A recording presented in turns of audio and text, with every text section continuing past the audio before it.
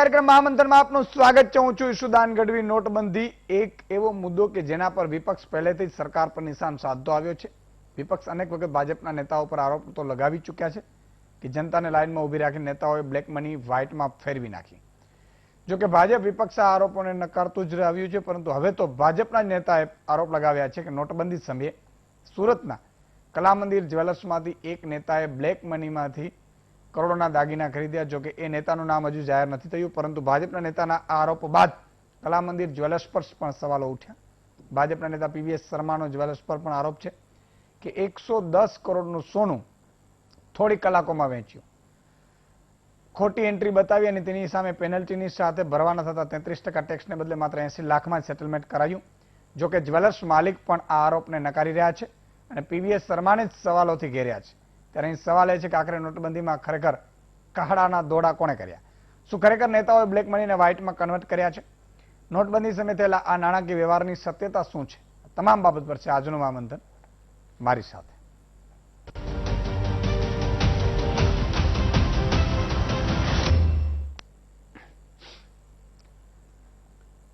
આજે સમગ્ર મીડિયાની નજર સુરત પર કેન્દ્રિત હતી, કારણ કે 110 કરોડનું વાત હતી। એ સમયે નોટબંધી સમયે આચરાયું આ કૌભાંડ અંગે ખુલાસો કર્યો પૂર્વ આઈટી પીવીએસ અધિકારી પીવીએસ શર્માએ।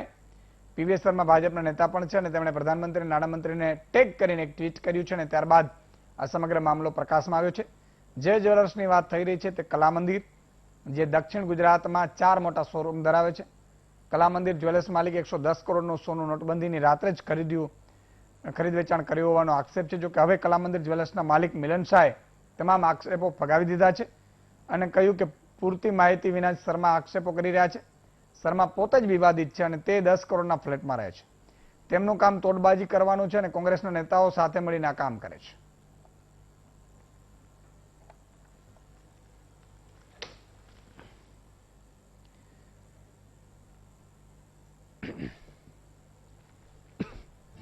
बैंक एकाउंट में पैसा जमा करीने जमा केवी रीते थाय कि भाई हूँ स्टॉक वेच्યું, मकान वेच्યું, दुकान वेच्યું, बीजो स्टॉक वेच्યું, ये બધું કરીને એ પૈસા સિસ્ટમમાં લાવે ચોપડામાં। પણ એ વસ્તુ તમારા ડિપાર્ટમેન્ટને ખાતરી કરી લેવું જોઈએ કે એના પાસે સ્ટોક હતી કે કેમ? પહેલા સ્ટોક નહીં હોય તો કેવી રીતે વેચીને રોકડા અંદર લાવે? એ વસ્તુ કર્યા વગર આ લોકોએ હજારો કરોડો રૂપિયા બેંકમાં નાખ્યા અને એ ડિપાર્ટમેન્ટ આંખ બંધ કરીને કરી હોય તો એ વસ્તુ બહાર આવશે। નંબર 1, આ લોકોએ નિષ્ફળ કરાવવા માટે કોંગ્રેસ અને એનસીપીના નેતાઓ જે આમાં ઇન્વોલ્વ થયા એ લોકોને ઉજાગર કરવાનો આ એક પ્રયત્ન છે। અને હું 1-2 દિવસમાં જ્યારે મારા પાસે માહિતી બધું આવશે, એ એનસીપીના નેતાનું નામ, એના છોકરાઓનું નામ, કોંગ્રેસ નેતાઓ જેટલા ઇન્વોલ્વ છે એ લોકોનું નામ પણ હું આપીશ। હું એવું નથી કહેતો હું નથી આપવાનો। જ્યારે ઇન્કમ ટેક્સને રિલેટેડ હું કોઈ વાત કરું તો મારા તમામ પુરાવો મારે આપવાની જરૂર નથી, મારા આરઓસી પર છે। પરંતુ કમિશનમાં કોર્ટ ચાલતો હોવાથી હું કોઈ આંકડા આપની સામે રજૂ કરીશ નહીં। પરંતુ હું એટલું કહીશ કે પૂર્વી સનદી અધિકારી જે વિવાદિત અધિકારી છે એમણે તપાસનો વિષય એ છે કે જે ગુપ્ત કાગળ છે એ ચોરી કરીને ક્યાંથી મેળવ્યા, ત્યાંથી જ એમની ખરાબ કારસ્તાનની શરૂઆત થઈ છે। મારા 4 ભાઈઓ તથા પિતાશ્રીનું મકાનનું ટોટલ લગાવો ને ભાઈઓ, તો પણ એના ફ્લેટ જેટલી કિંમતનું ન થાય। એના ફર્નિચરના પૈસામાં મારા 5 મકાન આવી જાય। ઇન્કમટેક્સ ઇન્સ્પેક્ટરે કોંગ્રેસના નેતાઓ સાથે મળીને ખૂબ પ્લાનિંગ પૂર્વક ગુપ્ત દસ્તાવેજો ચોરી,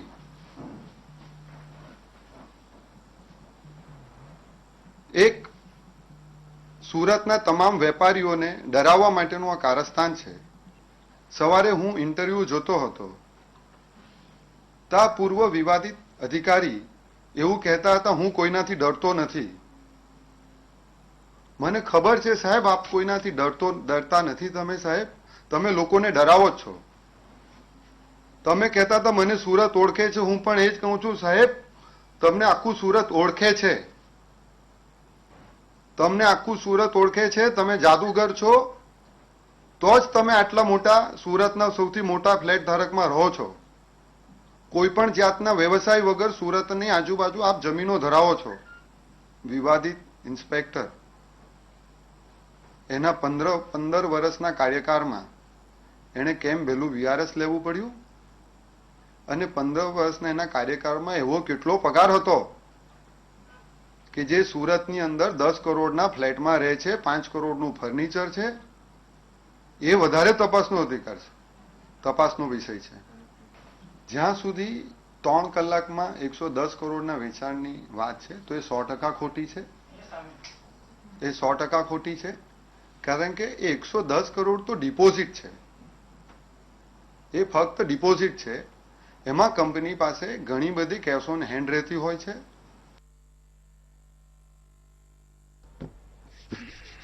ગોઠવાઈ ગયા છો ને? હા, મને ખબર છે. ગુજરાત આખું ગોઠવાઈ જાય એમાં જ મજા છે. આપણે ધીરે ધીરે એવી રીતે આગળ વધી રહ્યા છીએ. ભલે કીડી બારોબાર વધી રહ્યા છીએ, પણ વધી રહ્યા છીએ ગુજરાતની ભાવિ પેઢી માટે, ગુજરાતીઓ માટે અને આપણા લોકો માટે ભવિષ્ય તૈયાર કરી રહ્યા છીએ. ઘણા લોકો અત્યારે નીકળશે તમારે ચૂંટણીઓમાં, જ્ઞાતિવાદ ફેલાવશે, જાતિવાદ ફેલાવશે, ધર્મવાદ ફેલાવશે. એ લોકોને કહી દેવાનું કે અમારી જ્ઞાતિના આગેવાન ને જાતિવાદના આગેવાન, ધર્મના આગેવાન ઈસુદાનભાઈ વીટીવી છે. ક્યાંય છેતરાવાની જરૂર નથી. આ બચ્ચુઓ બધાને આપણે ઓળખી લેવાના છે, પણ આપણે નથી લેવાનું. સમજી ગયા ને? એટલા માટે કે આ બધું ચૂંટણી ફંડ છે ને ક્યાંક ને ક્યાંક આવીને ઉભું રહી જાય. આજે જે મહામંથન કરવાનું છે એ છે, 2-3 દિવસ પહેલા આપણે અધિકારીનું કહ્યું હતું ક્લાસ 3 નું, હજી એની સામે પગલા લેવાયા નથી. આપણે એની પાછળ છીએ. હજી તો ક્યાં નામે ડિક્લેર નથી થયું. કરીશું, હજી એ પણ કરીશું. હજી તો ઘણાના ખોદીશું ને ઘણાની ઊંઘ આરામ કરીશું. ચિંતા કરવાની જરાય જરૂર નથી. ना तलवार की धार से न गोलियों की बौछार से, बंदा डरता है तो सिर्फ परवरदिगार से. धीरे धीरे બધું બહાર લાવીશું. તમે વિચાર કરો કે નોટબંધી થઈ ત્યારે એક શંકા હતી જ કે જ્વેલર્સમાં, સોનામાં રાતોરાત કાળું ધોળું થાય છે. ત્યારે આપણી જોડે તાત્કાલિક પુરાવા ન હોય, પણ સમય આવે ક્યાંકથી કોક ઉભો થાય અને ઈ જ સામે લાવે. મેં પહેલા જ કહ્યું છે, કર્મનો સિદ્ધાંત. આજે કોઈ બૂચ મારી રહ્યો છે તો આજે આજે નહીં પકડાય. અત્યારે આ ઘડીએ સાંજે 8 વાગ્યા છે, આપણે મહામંથન ચાલુ કર્યું છે, ત્યારે કોઈ બૂચ મારતું હશે, ક્યારે કોઈ જમીનોના સોદા કરતું હશે, કોઈ નેતા જોડે સેટિંગ પાડતો હશે, તો આજે નહીં આવે તો 5 વર્ષ પછી પણ આપણા ઝપટમાંથી બહાર નહીં નીકળી શકે, કારણ કે કુદરતનો નિયમ છે. એટલે ભાજપના નેતા જે પીવીએસ શર્મા, એમણે જ આક્ષેપ કર્યો કે 110 કરોડ રૂપિયાનું સોનાનું લે વેચ થઈ એ માત્ર 3 કલાકની અંદર હતો, તો એ જ દિવસની અંદર. ચાલો આપણે 12 કલાક કરી નાખવાની. જ્વેલર્સના માલિક એવું કહે છે કે આવું કાંઈ થયું નથી. હવે એમણે એક વાત કરી, એમાં આજે જ્વેલર્સના માલિકને આપણે કીધું એસોસિએશન, એને પણ એ ન આવ્યા, એટલે કાર્ડમાં કંઈક દાડું હોઈ શકે. જ્વેલર્સ એસોસિએશન પણ નથી આવ્યું. 400 થી વધુ જ્વેલર્સની દુકાનોને ઇન્કમટેક્સની નોટિસ ગઈ છે. હવે ઇન્કમટેક્સમાં ઘણી જગ્યાએ નોટિસો ગઈ, પછી સેટિંગ પડ્યું હશે, એવું પણ બન્યું હશે. એટલા માટે આ મહામંથન છે કે એક તો ઇન્કમટેક્સ અધિકારીઓ, એની મિલકતો હું ચેક કરાવડાવું છું આ બધાની, પણ જેની જવાબદારી છે એ પહેલા ચેક કરાવે. હવે આખી વાત એ છે કે ઇન્કમટેક્સની નોટિસ ગઈ, પછી એમણે કહ્યું કોંગ્રેસના નેતાઓ સાથે મળીને કે ભાજપના નેતાએ આ કર્યું. હવે એ વાત એટલા માટે ગળે નથી ઉતરતી કે એટલે અંગતના દસ્તાવેજો લીધા તો કોંગ્રેસનો નેતા કેમ આવે? એ કે અંગત દસ્તાવેજોની ચોરી કરી, એનો મતલબ કે ચોરી દસ્તાવેજો કંઈક સાચા હશે. એટલે જ્વેલર્સ એમ પણ ડાઉટફુલ છે. આજે આવ્યું નથી તો કારણ કે આપણે તો આપણી તક આપવી પડે બધાને, અને બધાને આપણે દેખાડ્યું. વીટીવીનો આ જ મજા છે કે બેલેન્સ હોવું એ બહુ જરૂરી છે. હવે અત્યારે બધા જ્વેલર્સ વાળા જોતા હશે, જો સારા છે, ગુજરાતને, હિન્દુસ્તાનને મદદ કરે છે, એ સૌને વંદન, પણ બૂચ મારનારાઓને આજે થોડી વાટ લાગશે. તો લાગે જ, એમાં તો કઈ આપણો તો વાંક નથી. આજે નહીં તો પાછો ફરીથી કાલે લાગશે. એવું જરૂર નથી કે મહામંથન પતી ગયું એટલે તમારું પતી ગયું. મહામંથનમાં ચડી ગયા એટલે સમજી લો તમારું કાઉન્ટડાઉન શરૂ થઈ ગયું.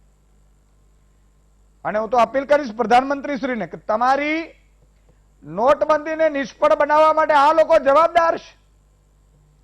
હવે આ લોકો જવાબદાર હોય, કદાચ કોઈ નેતાને બચી ગયા હોય તો એ નેતાને પણ તમારે ઠપકો આપવો જોઈએ. મને લાગે છે આપશે, કારણ કે ખુદ ભાજપના નેતા સુરતના એમણે જ આ બીડું ઝડપ્યું છે. એમની ઉપર પણ આક્ષેપ થયા છે, એનો પણ જવાબ લેશું. આ તમામ મુદ્દા ઉપર ચર્ચા કરીશું. આજે કદાચ સમય મળ્યો, કારણ કે 2-3 દિવસથી સમય નથી મળતો ફોન લાઈનનો, મને ખબર છે. પણ તમામ મુદ્દા ઉપર ચર્ચા કરવા માટે આપણી સાથે અત્યારે 5 મહાનુભાવો જોડાયા છે. પીવીએસ શર્મા ભાજપના નેતા છે, સાથે સાથે એમણે જ આ સમગ્ર મામલો બહાર લાવીને પ્રધાનમંત્રીશ્રીને ટ્વિટરને મદદથી ટેગ કરીને ફરિયાદ કરી છે. કોંગ્રેસના નેતા નિમિષભાઈ શાહ છે, ધીમતભાઈ પુરોહિત છે, સંપાદક છે ન્યૂઝ વ્યુઝના, આત્મનભાઈ શાહ અર્થશાસ્ત્રી છે અને સિદ્ધાર્થભાઈ ભટ્ટ સીએ છે. શરૂઆત શર્મા સાહેબ તમારાથી કરીશ કે આ સમગ્ર કૌભાંડ કઈ રીતે થયું હોવાનો તમે આક્ષેપ કરી રહ્યા છો, અને ખરેખર માત્ર આ એક જ્વેલર્સનો હશે તો દેશભરમાં કેટલા જ્વેલર્સોએ આવી ગડબડ કરી હોઈ શકે છે.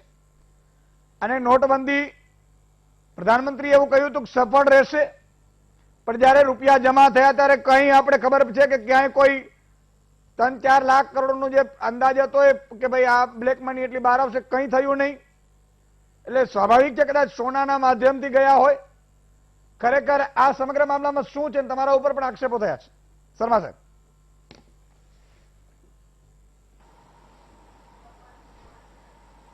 ધન્યવાદ સાહેબ. સૌથી પહેલા તો જે આર્થિક સુધારોથી કે ભારતને કોઈ સારા જગ્યા પર બેસાડવા માટે, વિશ્વગુરુ બનાવવા માટે જે આર્થિક સુધારોની જે શરૂઆત નરેન્દ્રભાઈએ કરી હતી, એમાંથી પહેલા 2014-15માં આઈડીએસ આવેલું.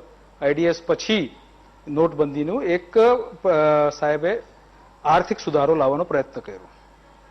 એમાં મોટાભાગના આપણે સક્સેસ થયા, પણ ઘણા એવી જગ્યાઓ હતી ત્યાં આ પ્રોબ્લેમ હતું કે ભાઈ આ સક્સેસ ન થઈ શક્યું. એનું કારણ શું છે કે ત્યાંના અધિકારીઓ અને ચાર્ટર્ડ એકાઉન્ટન્ટ અને વેપારીઓ ત્રણોની એક જે મેળપીપા ત્યાં થયું છે, અને મોટાભાગના શહેરોમાં આ થયું હોય એ શહેરોમાં આ નિષ્ફળ રહ્યું છે, અધરવાઇઝ એ સક્સેસફુલ રહ્યું.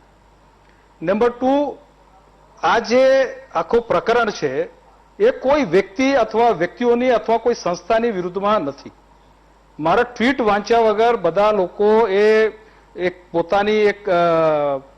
પોતાના માથે લઈ રહ્યા છે કે મારા બાબતમાં લખ્યું છે.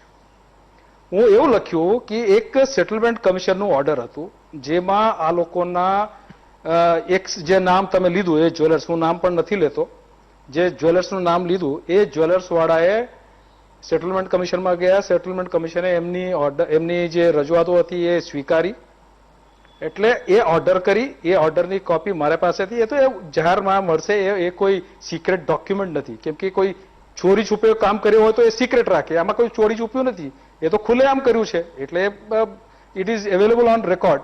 એટલે એ વસ્તુ મારા પાસે જ્યારે આવી, હું એને તપાસ કરી, ચકાસણી કરી, પછી મને લાગ્યું કે આવા બહુ મોટો કૌભાંડો થયા હશે. પછી મારા પાસે ઘણા બધા ડોક્યુમેન્ટો આવ્યા, અલગ અલગ કેસોના, અલગ અલગ લેવલ પર આ બધા કેસો છે.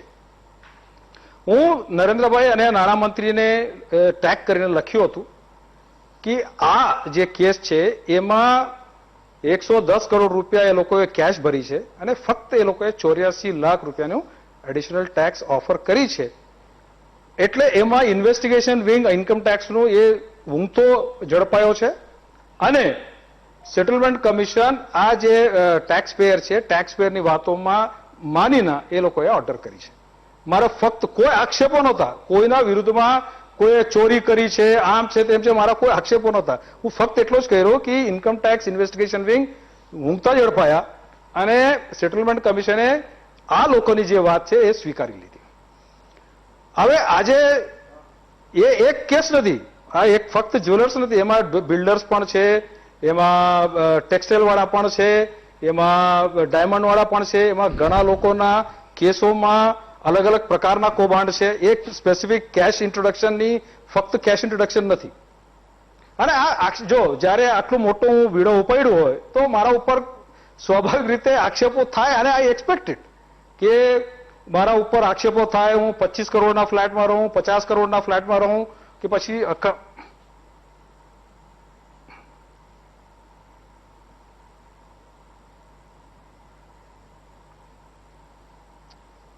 ફોન ચાલુ, તમારો અવાજ ચાલુ હતો, કન્ટિન્યુ કરો. કપાઈ ગયું. શર્મા સાહેબ કન્ટિન્યુ કરો. મને લાગે છે ફોન કપાઈ ગયો એટલે સંભળાશે નહીં. આવે છે અવાજ? આવે?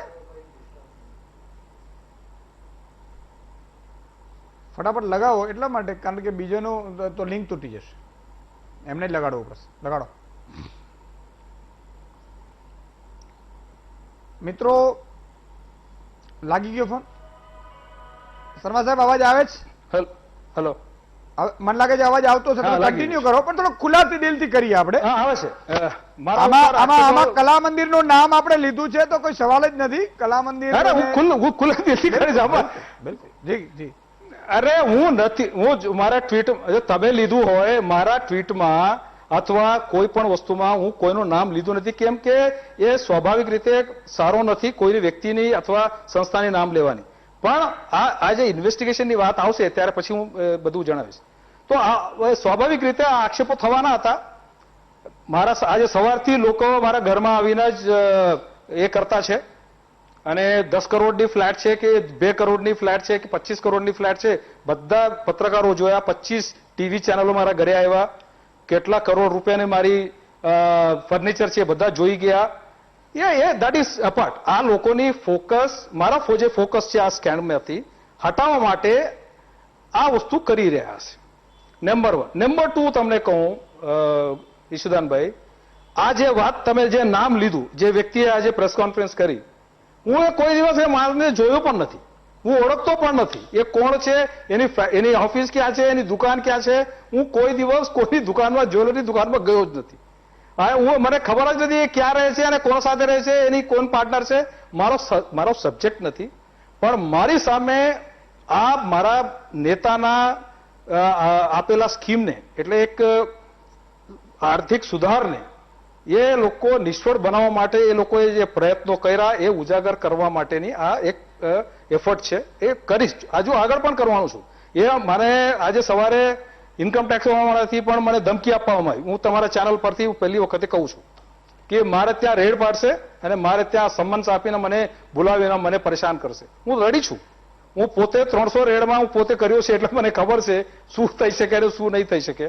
પણ આવા એક પ્રેશર ઉભો કરીને મને આમાંથી બહાર કાઢવાની એક પ્રયત્ન છે, અને મારે ફોકસ આનાથી હટી જાય એટલા મારા ઉપર આક્ષેપો કરવામાં આવે છે. આ મારે કોઈ હવે જવાબ પણ આપવાનું રહેતું નથી, પણ છતાં તમે આ જવાબ એને તમે ચલાવી એટલે મારે એને જવાબ આપવું પડે છે. હું તમને તમારા ટીવી મારફત પાછો એ બીજી એક વસ્તુ કહેવા માંગુ છું. સુરતની આજુબાજુ મારા જેટલી જમીનો છે બધા જ સરકારને આજે લખીને આપી દઉં છું. મારા છોકરાના, મારા દીકરીના, મારા ફાધરના, મારા મધરના, બીજા બેનામી જે પણ જમીનો હોય બધા સરકારના. મારા કોઈ પણ બેનામી સંપત્તિ હોય એ સરકારની. મારા ફ્લેટ 10 કરોડની હોય તો હું 10 કરોડ નહીં, હું 5 કરોડમાં આપવા તૈયાર છું. કોઈ પણ તૈયાર હોય તો ઈશુદાનભાઈ તમારા કોઈ ઓળખીતા હોય તો લાવે, હું તૈયાર છું એ આપવા માટે. બીજું ફર્નિચર છે, તમે અહીંયા જોવા, હું ફર્નિચર રાતોરાત તો હટાવી નહીં શકીએ. તમારા પત્રકાર મિત્રો છે, બતાવી દો. આ 8 વર્ષ જૂનો ફ્લેટ છે. 8 વર્ષ જૂનો ફ્લેટ હું જેના પાસેથી લીધો એ વ્યક્તિ છે. એ વ્યક્તિને તમે પ્રશ્ન કરી શકો એ કેટલા રૂપિયામાં, આખા વિસ્તારમાં કેટલા રૂપિયાની ફ્લેટ છે એ પણ તમે વિચારી શકો, પૂછી શકો. 8 કરોડની 10 કરોડની જે વ્યક્તિએ તમને પ્રેસ કોન્ફરન્સમાં વાત કરી એમને ઓફર આપજો. વિચલિત થવાની જરૂર નથી, તમારે ખુલાસા આપવાની જરૂર નથી. આ લોકોએ શું કર્યું છે એને આપણે પકડવાના છે. વિચલિત પણ હું તમને આ ફોકસ આ ફોકસ હટાવવા માટે જે આ લોકોએ પ્રયત્ન કરી રહ્યા છે એ તમારા સમક્ષ હું મૂકવા માંગુ છું. બસ એટલું જ છે. હવે એના પછી આ વિષયમાં હું ચર્ચા કરીશ નહીં. હવે બીજું આવ્યું કે એમાં કોણ કોણ ઇન્વોલ્વ છે. મારા પાસે આટલા બધા ડોક્યુમેન્ટ્સ આવ્યા છે ઈશુદાનભાઈ. હું એક એક કેસને હું સ્ટડી કરું છું. તમે બધા આજે સવારથી મને પત્રકાર મિત્રો પૂછ્યા કે ભાઈ 4 વર્ષ પછી કેમ? એની ઓર્ડર થઈ હતી કે ડિસેમ્બર કે જાન્યુઆરીમાં આ વસ્તુ. આ જે ઓર્ડર હું મારા ટ્વીટ પર મૂક્યું છે એ 19/12 કે 2019 ની ઓર્ડર છે આ વસ્તુ. આ એના ઉપર આપણે તમારે ડિપાર્ટમેન્ટે રિપોર્ટ આપવી પડશે કેમ કે એ લોકોએ જે એડિશનલ ઇન્કમ સ્વીકારી છે. આમાં હવે કલા મંદિર જ્વેલર્સની વાત કરું છું. તમે એ થોડો ધ્યાનથી તમારા વ્યુઅર્સને પણ તમે સમજાવવાની કોશિશ કરીશ. આ લોકોએ 110 કરોડ રૂપિયા ભર્યા, કેશ ડિપોઝિટ થયું બેંકોમાં. એ 8:30 વાગે નરેન્દ્રભાઈએ પોતાની ભાષણ પૂરું કર્યું અને કોઈ પણ વ્યક્તિને પૈસા લઈને ગણીને જ્વેલર શોપ સુધી પહોંચવા માટે કેટલો સમય લાગે અને 12 વાગ્યા પછી આ લીગલ ટેન્ડર રચ્યું નથી. જે પૈસા 12 વાગે પહેલા સ્વીકારી લેવું જોઈતું હતું એ વસ્તુ એ લોકોએ પછી પણ સ્વીકારી. એના માટે ડિપાર્ટમેન્ટ પાસે વિડીયોગ્રાફીનો પુરાવો છે. એના સાથે સાથે એ લોકો પાસે સ્ટોક છે કે નહીં એ પણ પુરાવો છે. હવે હું મારામાં કોઈ ચોર હોત તો નરેન્દ્રભાઈને અને નિર્મલાજી સીતારામનને ટેગ કરવાની જરૂર નથી. ઇન્કમ ટેક્સ ઇન્ડિયા અને સીબીઆઈને ટેગ કરવાની જરૂર નથી. મારામાં ચોર, હું કોઈને બ્લેકમેલિંગ કરીને આ વસ્તુ કરતો હોય તો આ બધી ન કરીશ. હું ડાયરેક્ટલી આ અધિકારીને બોલાવીને કહીશ કે તું આવું રીતે કર, જે વસ્તુ આ લોકો કરતા છે. આ જે થયું એ એસેસમેન્ટ કરવા માટે જ્યારે પહોંચ્યું, આ ધ્યાનથી સાંભળજો ઈશુદાનભાઈ. બિલકુલ. એસેસિંગ ઓફિસર, જે નામ નથી લેતો, મને ખબર છે કોણ એસેસિંગ ઓફિસર છે. એ એસેસિંગ ઓફિસરે એ લોકોને કીધું કે આમાં હું નહીં કરી શકું, આમાં તો આખો ને આખું એડિશન થશે. એ બહુ પ્રામાણિક ઓફિસર છે. જ્યારે જરૂર પડશે હું નામ આપીશ તમને. એ ઓફિસરે એ લોકોને કીધું કે ભાઈ 96 કરોડ રૂપિયા આમાં તમારે વધારે ભરવું પડશે. 196 કરોડ રૂપિયા આ વસ્તુ તમારે આખો કેસ થશે. એ લોકો ગભરાઈ ગયા. ગભરાઈને શું કર્યું કે સેટલમેન્ટ કમિશનમાં મારા 30 રૂપિયા 1 ગ્રામના એક્સ્ટ્રા વર્ક હોય ને કે ભાઈ આપણે શું કહેવાય લેબર વર્ક, અમે ભૂલી ગયા છે આપવા માટે, ડિપાર્ટમેન્ટને ઓફર કરવા માટે. એટલા માટે અમે ઓફર કરીએ છીએ કે એડિશનલ ઇન્કમ 84 લાખ રૂપિયાને લઈને એ લોકો સેટલમેન્ટ કમિશનમાં ગયા. આ વસ્તુ સેટલમેન્ટ કમિશનમાં જવાની જરૂર નહોતી કેમ કે એસેસિંગ ઓફિસર ઓલરેડી નક્કી કરી ચૂક્યા છે અને એસેસિંગ ઓફિસર પાસેથી આ લોકો વાત કરીને એ લોકો મેળવી લીધા કે ભાઈ આ વસ્તુ મારા માથે આવી જવાનું છે એટલે હું સેટલમેન્ટ કમિશનમાં જઈને સેટલમેન્ટ કરી લેવા. હવે સેટલમેન્ટ કમિશનમાં શું થયું એ મિસ્ટરી છે. જે વ્યક્તિ કહે કે 30 રૂપિયા 1 ગ્રામના 30 રૂપિયા 1 ગ્રામના એક મજૂરી હું આપવા માટે ઓફર કરવા માટે આવ્યું 84 લાખ રૂપિયા અને સેટલમેન્ટ કમિશને સ્વીકારી લીધી. હું એ લોજિક સમજવા માંગુ છું એટલા માટે હું નરેન્દ્રભાઈને પૂછ્યું. વાહ. નરેન્દ્રભાઈને ટેગ કરવાનું કારણ એ છે કે ભાઈ આ ઇલોજિકલ આર્ગ્યુમેન્ટને આ સેટલમેન્ટ કમિશનના નંબરો કેવી રીતે સ્વીકાર્યા. આ મુદ્દો એ છે. મારે કોઈને આક્ષેપો નથી કે આ લોકો 196 કરોડ થતા હતા. ટૂંકમાં તમે પણ ઇન્કમટેક્સ અધિકારી રહી ચુક્યા છો, સમજવાની કોશિશ કરીશું. 196 કરોડ થતા હતા એની જગ્યાએ સેટલમેન્ટ કમિશનરે માત્ર 84 લાખમાં માની ગયા. એ થયો ને અર્થ. એ સેટલમેન્ટ કમિશને એ ઓર્ડર કરી. હવે સેટલમેન્ટ કમિશન આપણને એ સેટલમેન્ટ કમિશન અમને કેવું જોઈએ કે ભાઈ આ લોજિક શું છે, કયા લોજિક પર એ લોકોએ સ્વીકારી છે, કેમ કે ઓર્ડરમાં તો કઈ લોજિક દેખાતું નથી. હવે એ લોકોને શું સમજ પડી એ સીબીઆઈ અને ઈડી એન્ક્વાયરી કરશે તો ખબર પડશે. શર્મા સાહેબ, બહુ જ અગત્યની તમે વાત કરી. ઇન્કમ ટેક્સ અધિકારીઓ ઉપર ઇન્કમ ટેક્સના અધિકારીઓ ઉપર ઇન્કમ ટેક્સ એન્ક્વાયરી નહીં કરી શકે એટલા માટે હું સીબીઆઈ અને ઈડીને એમાં એ માંગી છે. અને આ સેટલમેન્ટ કમિશનરે ક્યારે કર્યું હશે, કયા સાલમાં, અથવા તો એ છે અત્યારે સુરતમાં કે પછી બદલીઓ થઈ ગઈ હશે?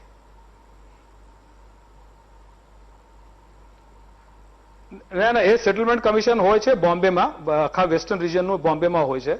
એટલે એ લોકોએ કરી અને 1-2 દિવસમાં જ ઓર્ડર કરી દે. સાંભળ્યા અને કીધું હા બરાબર છે તમારી વાત, અમે એડમિટ કરીએ છીએ.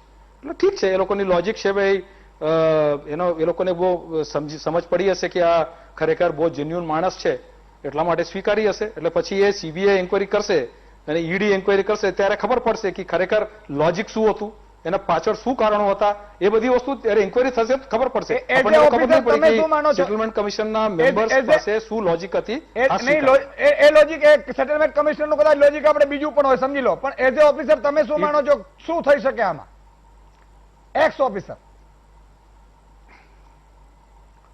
It is the most illogical and unresponsive order. Most illogical and unresponsive order. કોઈ પણ વ્યક્તિ આ સ્વીકારી નહીં શકે. એ લોકો કર્યા છે, આપણે સ્વીકારી લીધું, ડિપાર્ટમેન્ટે સ્વીકારશે કે નહીં સ્વીકારશે હવે ખબર પડશે. નહીં, કેટલા રૂપિયા એને ભરવા જોઈએ પણ ડિપાર્ટમેન્ટે પત્ર લખવું પડે, એ લોકોને રિપોર્ટિંગ કરવી પડે. હવે એટલા માટે આજે એટલા માટે 2 દિવસ પહેલા હું કેમ ટ્વીટ કરી, લોકોએ મને પૂછ્યા, આ રોકવા માટે કે department must realise that there is something seriously wrong in the assessment. Number 2, and the settlement commission has made a mistake in accepting the plea of the assessee. એટલા માટે હું આજે ટ્વીટ કરવાની, નરેન્દ્રભાઈને ટેગ કરવાનું કારણ એ છે. તમારા મતે કેટલા, મતલબ એક્સ ઓફિસર હું પૂછવા માંગુ છું, તમારા મતે કેટલા રૂપિયા ભરાવા જોઈતા હતા દંડ સહિત?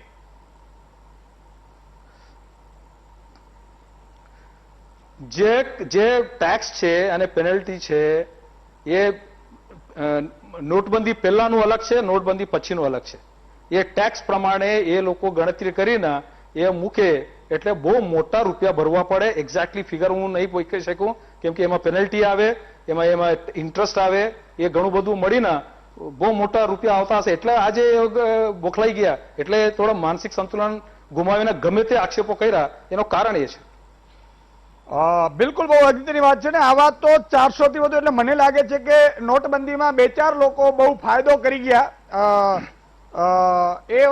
મને લાગે છે કે ઇન્કમટેક્સ અધિકારીઓ ઘણા સારા હશે, ઘણા એમને નોટબંધી પડી હશે. બેંકોમાં પણ ઘણી બધી જગ્યાએ નોટબંધી પડી, અત્યારે કેસો ચાલે છે, આ તે બધું ચાલે છે. પણ આ જુઓ તમે, વાવાઝોડું આવ્યું હતું ને, વાવાઝોડું 2001માં, એટલે ઘણા પછી વીજળીના અધિકારીઓ હતા ને થાંભલાઓમાં ઘણા બધા કમાઈ ગયા છે. આફતને અવસરમાં ફેરવી નાખે, આના નામ. સિદ્ધાર્થભાઈ, સીએ તરીકે તમે કઈ રીતે આને જોઈ રહ્યા છો? પછી હું આત્મનભાઈ પાસે છું. હવે નોટબંધી 8 નવેમ્બર 2016 આપણે સૌ હેતબાઈ ગયા હતા કે આ શું થઈ ગયું. અને વ્યવસાય ચાર્ટર્ડ એકાઉન્ટન્ટ હોવાના નાતે અમારા ઉપર ફોન આવવા માંડ્યા વેપારીઓના કે હવે સાહેબ શું કરશું. એટલે 2 ઘડી તો અમે સૌ વિચારમાં પડી ગયા.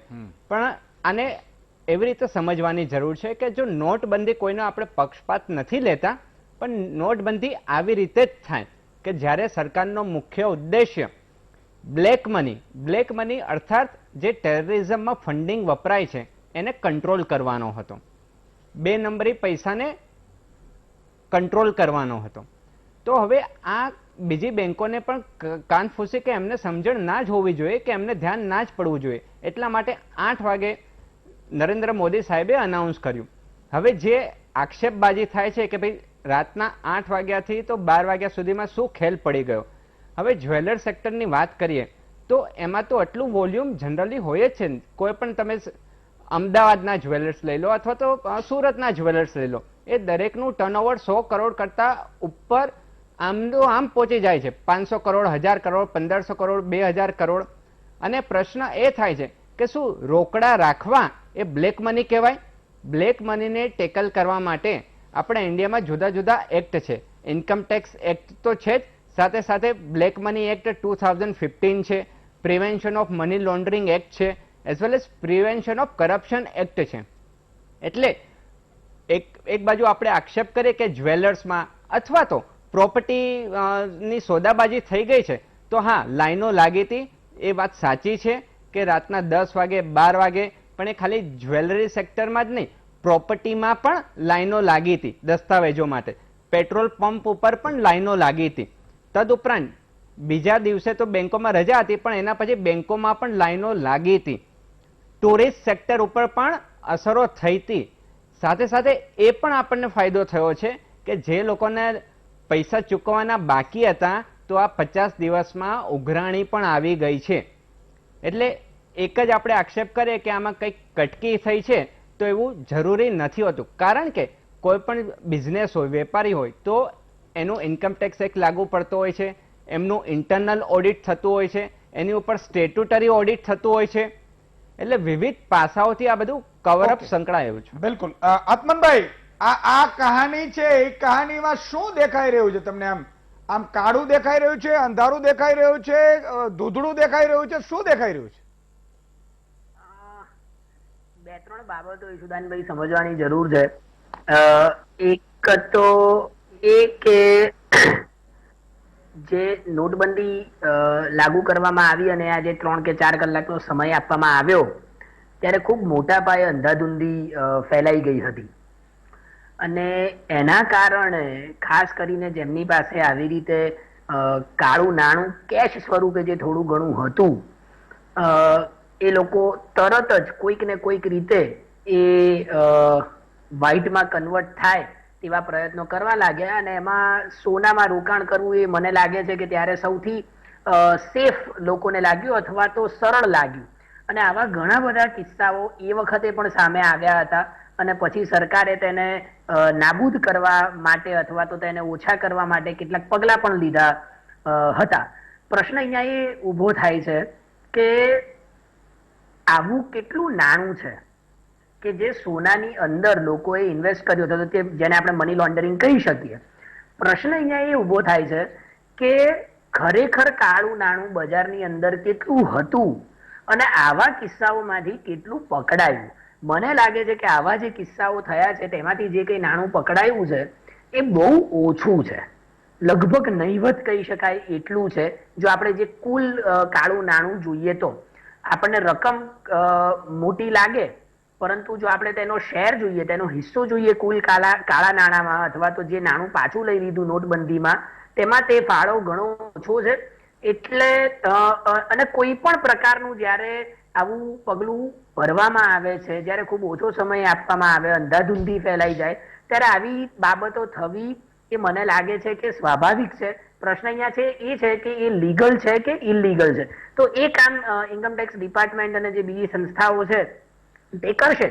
પ્રશ્ન અહીંયા બીજો એ છે કે કુલ જે કાળું નાણું અથવા તો કુલ જે 500 અને 1000ની નોટો સરકાર દ્વારા નાબૂદ કરવામાં આવી, એમાંથી લગભગ 99% નોટો પાછી આવી ગઈ. એટલે એ બધું નાણું જે કેશ સ્વરૂપે હતું, રોકડ સ્વરૂપે હતું, તે બેંકમાં પાછું આવી ગયું અને સરકારને એવી આશા હતી કે 3 લાખ કરોડ રૂપિયા લગભગ પાછા નહીં આવે આ પ્રોસેસમાં, પરંતુ માત્ર 10,000 કરોડ રૂપિયા જ પાછા ન આવ્યા. એટલે જે આખી ગણતરી હતી કે કાળું નાણું નાબૂદ થઈ જશે અથવા તો કાળું નાણું ઓછું થઈ જશે, મને લાગે છે કે એ સંપૂર્ણપણે ખોટી પડી છે. હવે સરકાર એમ કહે છે કે આ જે બેંકોમાં નાણું જમા થયું છે તેની ઉપર નજર રાખવામાં આવશે. કેટલાક જે બેનામી ટ્રાન્ઝેક્શન છે અથવા તો જે ટ્રાન્ઝેક્શન અને તમારી આવક મેચ નથી થતી એવા લોકોને ઇન્કમટેક્સ ડિપાર્ટમેન્ટ પકડશે અથવા તો તેમની ઉપર કાર્યવાહી કરશે વગેરે વગેરે. પણ જે પ્રાઇમ ઓબ્જેક્ટિવ હતો કાળા નાણાંનો, એ મને લાગે છે કે સોલ્વ થયો નથી. અને એનું મુખ્ય કારણ એ છે કે મોટા ભાગનું કાળું નાણું એ રોકડ સ્વરૂપે નહીં પણ સોનામાં અથવા તો રિયલ એસ્ટેટમાં કે એવી રીતે રોકાયેલું છે અને ડિમોનેટાઇઝેશનના કારણે એ કાળા નાણાંને કોઈ બહુ ઝાઝો ફરક પડ્યો નથી.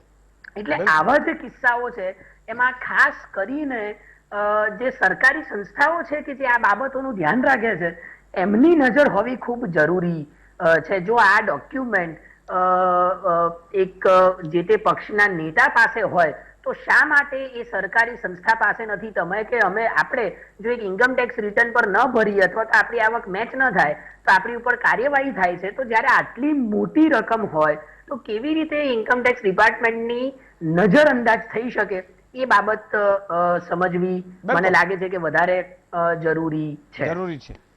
પણ એ મેં કહ્યું ને કે જો એ બરોબર કામ જ કરતા હોત તો આ શર્મા સાહેબને ટ્વીટ ન કરવું પડત ને આપણે મહામંથન ન કરવું પડત. અને ઘણા એમણે કહ્યું ને કે અધિકારીઓ હવે નોટિસો પણ પાઠવવાની તૈયારીઓ કરી લીધી છે કે ઇન્કમટેક્સના અંતે. પણ ઇન્કમટેક્સના અધિકારીઓને પણ મારે કહેવું છે કે મોટા ભાગે તમે કાચના ઘરમાં રહેતા હશો. એટલે આપણે 2-4 દિવસ પહેલા ધીમંતભાઈ આપણે મહામંથન કર્યું હતું ભ્રષ્ટાચારી ઉપર, અને એમાં માનાની કરી શકે, માનાનીનો કેસ પણ કરી શકે, પણ મેં કહ્યું એમ વકીલોથી નોટિસ કે વકીલોથી કહીને તમે 5-25 કે 2-5 લાખ રૂપિયા આપી અને ડરાવી ધમકાવી અને કોઈ એમ માનતું હોય તો એ વાત નોટ કરી લે કે તમારું ઘર છે ને કાચનો છે ને, કાચનો ઘર કઈ રીતે ખોલવું નહીં અમને ચાવી છે અમારી પાસે.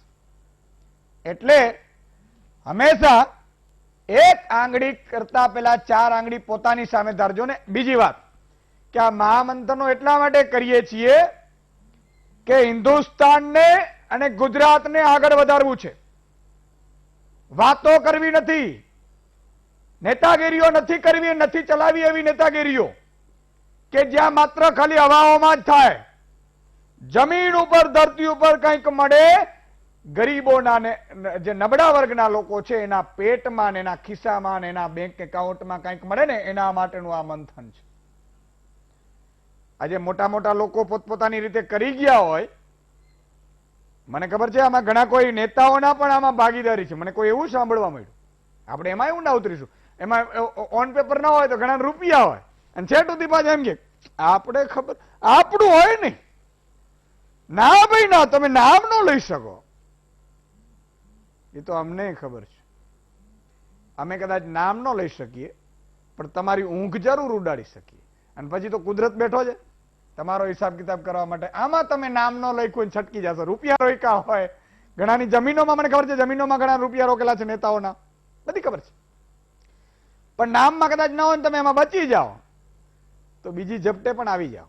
કરમના સિદ્ધાંતમાં એક બહુ મસ્ત એક વાત લખેલી હતી કે ત્યારે છે ને આપણે શૌચાલયો નહોતા, હવે બધા એવું કીધું કે શૌચાલય. ત્યારે જજ શ્રી નીકળ્યા અમદાવાદમાં, એમણે હાજતે ગયા હતા, કુદરતી હાજતે, સવારનો પોર હતો. એટલે એક ભાઈ છે એ મર્ડર, એમણે હત્યા કરી અને એમણે જોયું પણ ખરું, અને એની જ કેસમાં કોર્ટમાં કેસ આવે છે અને એ કેસમાં આરોપી કોઈ બીજો જ પોલીસ વાળા લઈ આવ્યા હતા. એટલે એમણે પુરાવાઓ બધું આપ્યું એટલે સજા તો આપવી પડે, એટલે એને સજા કરી એ ભાઈને. પણ એને એવું થયું કે આ ભાઈ નહોતો એ મને ખબર છે, એટલે એને મળવા ગયા કે મારે આને મળવું છે. વિચાર પડી ગયો જજ સાહેબ આરોપીને મળવા માંગે છે તો કા, એટલે પછી આરોપીને મળ્યું કે આરોપીને બેસાડ્યા કે ભાઈ તમે નહોતા એ મને ખબર છે, છતાંય તમે ફસાણા છે, એનું કારણ શું છે? સમજો મિત્રો, આ બહુ સમજવા જેવી વાત છે, બહુ ઊંડાણપૂર્વક સાંભળજો. મહામંથન છે ને સમુદ્ર મંથન છે, ઝેર આપણી તરફ છે ને અમૃત જનતા માટે છે, સમજો તમે. એટલે એમણે જે વાત કરી એની હું વાત કરું છું કે જજશ્રીએ આરોપીને પૂછ્યું કે તમે નહોતા એ મને ખબર છે. એટલે આરોપીએ બહુ ખુલ્લા દિલથી કીધું સાહેબ તમારી વાત સાચી છે, આ મર્ડર મેં નહોતું કર્યું, પણ 3 વર્ષ પહેલા મેં મર્ડર કર્યું હતું, કોઈને ખબર નથી, મને લાગે છે કુદરતે એની સજા આપી છે. એટલે નેતાઓ ચેતી જાજો, તમે માની લો કે આમાં રૂપિયા રોકાણા છે ને તમે કાનૂનની રીતે બચી શકશો, તમે અમારા જેવાની આંખોમાં ધૂળ નાખી શકશો, પણ કુદરતના આંખમાં તમે ધૂળ નહીં મિલાવી શકો, નાખી પણ નહીં શકો. તમારે કુદરતના દરબારમાં જવાબ આપવો પડશે ભાઈ મિત્રો, એ ખાસ ધ્યાન રાખજો તમે. એક નાનકડો વિરામનો સમય જોયો છે એટલે ધીમતભાઈને નિમિષભાઈ પણ છે ને બીજા મહાનુભાવો છે, ફોન લાઈન પણ ખોલીશું. વિરામ બાદ દર્શક મિત્રો ફરીથી આપનું સ્વાગત છે. ધીરે ધીરે ફોન લાઈન ખોલજો, દર્શકોને જોડીશું. ધીમતભાઈ તમને લઈ લઉં કે આ એક જ્વેલર્સ છે, પણ એવા મને ઘણા જગ્યા ઉપર લાગે છે ગડબડીઓ થઈ હશે, અને ઇન્કમટેક્સ અધિકારીઓએ પણ, કેટલાક અધિકારીઓ સારા પણ હશે ને કેટલાક લોકોએ આ આફતને અવસરમાં પણ ફેરવી હશે, બેંકો વાળાએ પણ ફેરવી હશે. એટલે આમાં મને લાગે તો કઈ ગડબડ છે. હમણાં 2-3 દિવસ પહેલા એવા શુભ ચોઘડિયામાં ભ્રષ્ટાચારની ડિબેટની શરૂઆત કરી છે વીટીવીમાં તમારા મહામંથનમાં, કે એની આફ્ટર ઇફેક્ટ્સ ઠેર ઠેર જોવા મળે. તમે જો અહીંયા જે આપણે ભ્રષ્ટાચારનો બોમ્બ તમે ફોડ્યો વીટીવીના સ્ટુડિયોમાં, એ પછી એના ધડાકા સચિવાલયમાં થયા, એસીબીમાં પણ થયા છે, અને હવે એક સુરતમાં પણ આપણે બીજો એક ધડાકો, એને ધરતીકંપ પછીની જે આફ્ટર ઇફેક્ટ્સ અથવા તો બીજા ટ્રેમર્સ કહીએ એ જોવા મળે. એમાંની જે આ એક છે મને લાગે છે ને આ એક શરૂઆત છે. આ ઠેર ઠેર તમને અમદાવાદના જિલ્લે મોટા શહેરોમાં વારાફરતી જોવા મળશે. ખરેખર તો મને સિદ્ધાર્થભાઈએ જે વાત કરી એ ઉપરથી એ દિવસ યાદ આવે છે કે નરેન્દ્રભાઈએ, વડાપ્રધાને જ્યારે આપણને મિત્રો કરીને આપણા રૂવાડા ખડા કરી દીધા હતા, અને એ દિવસે ભલભલાની પથારી ફરી ગઈ હતી. આમ છતાં નરેન્દ્રભાઈનો ચામ એવો હતો કે બધાને એમને સાંભળવા ગમતા હતા, એ કરવું ગમતું હતું, ઢોલ વગાડવાના કે પછી દીવા કરવાના બધું. પણ ગઈકાલે મેં નરેન્દ્રભાઈને જે રીતે જોયા, ગઈકાલની 12 મિનિટમાં સાંભળ્યા, મને એક મોટો ચેન્જ 2016ની એમની સ્પીચથી માંડીને ગઈકાલની સ્પીચમાં લાગ્યો કે ચામ ખબર નહીં કેમ મને મિસિંગ લાગે છે. અને એક કરંટ પણ ખબર નહીં કેમ મને ગઈકાલે દેખાયો નથી. જસ્ટ આડવાત એટલા માટે કરી કે બે કમ્પેર કરું છું 2016ના મોદી અને ગઈકાલના આપણે સાંભળ્યા મોદી. જે વાત મૂળ અહીંયા છે નોટબંધીની અને એ પછીની. હું તો આત્મનભાઈ જેવો કે સિદ્ધાર્થભાઈ જેવો કોઈ જાણકાર નથી, સીએ કે અર્થશાસ્ત્રી. આમ છતાં મને કાયમ મારા મનમાં પ્રશ્ન થતો હતો એક કોમન મેન તરીકે કે ધારો કે 100 કરોડ મારી પાસે છે, બ્લેક મની છે. એ બ્લેક મની છુપાવવા હું 2016ની એ રાત્રે કોઈ જ્વેલર પાસે ગયો અને મારા 100 કરોડ એ જ્વેલરને આપી અને એની પાસેથી સોનું લીધું. હું તો સેફ થઈ ગયો, પણ એ 100 કરોડ જ્વેલર પાસે ગયા, એણે શું કર્યું હશે? મૂળ મુદ્દો એ છે. આજે ક્લાસિક કેસ આપણને સુરતનો જે મળ્યો છે એક શર્માજીની ટ્વીટથી, એનો મૂળ સવાલ એ છે કે એ દરેક 100 કરોડ જે દરેક જ્વેલર પાસે ગયા હશે, ધારો કે રિયલ એસ્ટેટ વાળા પાસે ગયા હશે, એને જે કોન્ફિડન્સથી લીધા હશે, એમને ખબર હશે કે આ સિસ્ટમમાં એ બ્લેક મનીને ભલે ધીમન પુરોહિત વ્હાઇટ નથી કરી શકતા, પણ એમની પાસે કોઈક ચાવી છે જેને કારણે વ્હાઇટ થાય. તમે જો અમદાવાદમાં આપણી પાસે મહેશ શાહ કરીને એક વ્યક્તિનો કેસ આવેલો, જેની પાસે કરોડો રૂપિયા હતા, 13,600 કરોડની આસપાસ. 13,600 કરોડ. એ મહેશ શાહનું શું થયું કે એ કેસનું આજે શું થયું, કોઈને કંઈ ખબર છે? અમદાવાદની જ એક કોઓપરેટિવ બેંકમાં જ્યારે ડેડલાઇન પતી ગઈ પછી પણ કરોડો રૂપિયા એના ભોંયરામાં પડ્યા રહેલા અને એ કરોડો રૂપિયા પણ એ વ્હાઇટ થઈ ગયા. ડેડલાઇન પતી ગયા પછીની વાત કરું છું, બેંકમાં આ પૈસા જમા કરાવવાની ડેડલાઇન પછી. એ જ રીતે મહારાષ્ટ્રની પણ કેટલીક કોઓપરેટિવ બેંક્સની વાત આવેલી કે જેમાં કરોડો રૂપિયા પડેલા ડેડલાઇન પછી પણ. આમ છતાં એ રૂપિયા એમણે ગુમાવ્યા નથી. એમના કરોડો રૂપિયા જે સ્વાભાવિકપણે બ્લેકના હતા એમણે બેંકમાં જમા ના કરાવ્યા, એટલે એ વ્હાઇટ કરાવી શકે ડેડલાઇન પત્યા પછી પણ. હજી પણ તમે જુઓ ગાંધીનગરમાં કે ગોધરામાં કરોડો રૂપિયાની બંધ થઈ ગયેલી નોટો મળે છે. હજી શું કામ આવતી હશે? હજી સિસ્ટમમાં ક્યાંક એવો લૂફોલ છે જે આ કરોડો રૂપિયા જે હવે ઇલીગલ થઈ ગયા છે, 500 ને 1000ની નોટો, એમ છતાં આ રૂપિયા હજી કેટલાક લોકો લે છે અને કોન્ફિડન્સથી આ દેશમાં વ્હાઇટ કરી આપે છે અને તમને નવી 2000ની ને 500ની નવી નોટો આપે છે. એટલે એક બહુ મોટું સ્વપ્ન હતું નરેન્દ્રભાઈનું કે આ દેશમાંથી બ્લેક મની ખતમ કરવા. પણ સૌથી પહેલા તો એ વાત જ આખી ખોટી સાબિત થઈ. તમે જુઓ જેટલી કેશ દેશમાં ફરતી હતી રિઝર્વ બેંકના રેકોર્ડ પ્રમાણે, એ બધી કેશ બેંકમાં જમા થઈ ગઈ ઓલમોસ્ટ. તમે જ હમણાં આંકડા સાથે કીધું, મને તો આંકડા બહુ આવડતા નથી. ખાલી બાકી રહ્યા. 10,000 કરોડ એટલે તો નરેન્દ્રભાઈ જે રીતે 20 લાખ કરોડના પેકેજો જાહેર કરે છે, એની સામે 10,000 કરોડ તો મને લાગે ચણા મમરા ચટણી કહેવાય, કઈ ના કહેવાય. એટલે ટૂંકમાં બ્લેક મની દૂર કરવાની જે વાત હતી એ વાત આખી એનાથી સિદ્ધ થઈ નહીં. એના કરતા વધારે ખર્ચો તો આપણે નવી નોટો છાપવામાં અને જે એટીએમના મશીન છે એમાં નવી નોટોની ડિઝાઇન સેટ કરવામાં, પ્લસ ફ્લાઇટોમાં ઠેર ઠેર જે નોટોની તકલીફ ના પડે એ માટે કરવા માટે મોકલ્યો. અને 2016 અને આજે 2020માં છે, 2020માં પણ શર્માજી જેવા જે નવા કેસો આપણી પાસે લઈ આવે છે, એ મને લાગે છે કે ટીપ ઓફ ધ આઈસબર્ગ જેને ઇંગ્લિશમાં કહેવાય છે કે હિમશિલાની ટોચ માત્ર છે.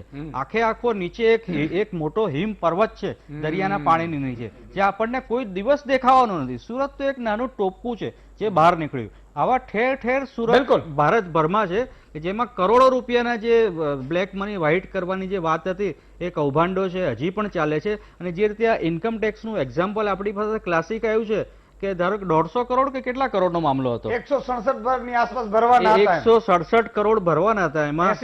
એમાં ડીલ એવી થઈ કે માત્ર 84 લાખ લીધા. હવે આ કોઈ મોરારી બાપુ તો હશે ને ઇન્કમ ટેક્સના ઓફિસર કે આટલા 150 કરોડના બદલે 80 લાખમાં મામલો પતાવે. એ ટૂંકમાં પતાવટ થઈ હશે, ડીલ થઈ હશે. આ દેશમાં આફતને અવસરમાં ટૂંકમાં ફેરવી હશે. આફતને અવસરમાં ફેરવી હશે. અને જેમ કહેવાય છે કે આ દેશમાં કંઈ પણ થઈ શકે એનું વધુ એક ઉદાહરણ સુરતનું છે ને આપણને ખબર નથી એવા તો ઠેર ઠેર ઉદાહરણો છે. બિલકુલ. એકાદ દર્શક મિત્ર લો, પછી હું નિમિષભાઈનો ટર્ન લઉં. ડોક્ટર ખેર છે અમદાવાદથી. જી ખેરભાઈ. હલો હલો, મને લાગે છે ફોન કપાઈ ગયો. પ્રવીણભાઈ ભાવનગરથી છે. જી પ્રવીણભાઈ. હા નમસ્કાર ઈશુદાનભાઈ. નમસ્કાર. અભિનંદન તમને. Thank you sir. હવે આ ધીમતભાઈ ને પણ અભિનંદન કે એ પોતાનું ખૂબ જ જે વરિષ્ઠ પત્રકાર તરીકે જે અને ભાજપના મિત્રોને ગમતું નથી એ બોલે છે. પણ બીજું એ કે મારે તમને એ કહેવાનું છે કે તમે જે વારંવાર સંવેદનશીલ સરકાર, જે સંવેદનશીલ મુખ્યમંત્રી પ્રધાનમંત્રી કહો છો, પણ એ કોઈ સંવેદનશીલ નથી. એટલે એમાં તમે તમારું કદ નાનું કરી રહ્યા છો, પણ કાંઈ વાંધો નહીં, હું તો તમને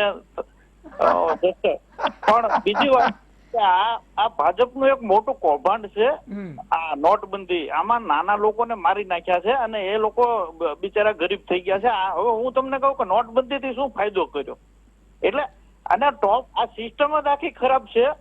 હવે તમે એમ કે સંવેદનશીલ, તો હવે મુખ્યમંત્રી કે પ્રધાનમંત્રી આનો કઈ ઉકેલ નથી લાવી શકતા. કંઈક આપણે કામ આપીએ અને કામ થાય તો એ સંવેદનશીલ મારા મતે તો કહેવાય.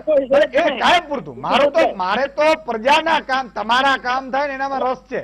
એટલે હું એ જ કહું, મારે તો મેં કીધું ને કે કોઈ એમ કહે કે સુદાનભાઈ 2-5 હજાર કરોડ રૂપિયા આપી જનતા માટે નાચ કરો તો નાચ કરવા તૈયાર છે. ભાજપ કોંગ્રેસ છે એ ચોરના ભાઈ ઘંટી ચોર છે, એ બધા મિલી ભગત છે અને લોકોનો આમાં પણ લોકો જોડાશે ને વીટીવી ની સુદાનભાઈ સાથે તો ચોક્કસ આમાં આપણે હું તો તમને એમ કહું છું ઈશુદાનભાઈ કે સંવેદનશીલ શબ્દ તમે કહીને તમારું કદ નાનું કરી રહ્યા છો. મારું કદ કદાચ નીચું થતું હોય તો થાય, પણ તમારે લાભ થાય ને મને એમાં રસ છે. એટલે લાભ નથી થવાનો. આ લોકો નાના માણસોને તો મારી નાખવાના અને છે. એમને ના ગમે કે ના ગમવું એ પણ એ પ્રકારની સંવેદનશીલતા તો કહેવાય જ મારી દ્રષ્ટિએ. બિલકુલ. એટલે ખૂબ ખૂબ આભાર પ્રવીણભાઈ, તમે બહુ સૂચક કીધું વાત અને તમારો દર્દ પણ સાચું છે. પણ એક મિત્રો મારી ખાસ આપને અપીલ છે કે ઈશુદાનભાઈ માટે, જો મારે તો આ રોજે રોજ તમને કંઈક ફાયદો થાય, માન લો કે અત્યારે ધીમંતભાઈ સારું કરે ને તો ધીમંતભાઈની તારીફ કરીશ તો બીજા 2 કામ કરશે. સમજ્યા? આ હું કઈ રીતે શું કરું છું ને એના પાછળ પણ મારો ઉદ્દેશ્ય તમારું ભલું થવાનું છે. સમજદાર સમજી ગયા છે કે તમારું ભલું થાય એ બહુ જરૂરી છે. એ વાત છે કે તમારે બહુ ગુજરાત આખું મારા ઉપર વિશ્વાસ મૂકે છે. હું કંઈક એવું કહું કે આને તો એનું લોકો માની લે છે, એ વાત બિલકુલ સાચી છે. તેમ ભાઈએ કીધું કે તમારું કદ નાનું થાય છે, પણ મારું ઉદ્દેશ્ય છે ને એ જે પણ સત્તાધીશ હોય એને અપીલ કર્યા પછી કામ કરાવીએ જનતા માટે તો એ એક ફાયદામંદ છે અને એનાથી 2 કામ વધારે થશે. તમે વિચાર કરો, મને એક સારા ખેડૂતે લેખિત આપ્યું હતું કે 11,500 કરોડ રૂપિયા ઈશુદાનભાઈ વીટીવીના માધ્યમથી ખેડૂતોને મળ્યા છેલ્લા 3 વર્ષમાં. તો આ એક નિમિત્ત બને છે, પણ ફાયદો તમને મળવો જોઈએ. નિમિષભાઈ, સૌપ્રથમ તો હું ઈશુદાનભાઈ તમને અભિનંદન તો વારંવાર આપતો રહીશ. પીવીએસ શર્મા સાહેબે સરસ પ્રેસ કરી અને વાત કરી, એમને મુદ્દાસર રજૂઆત કરી.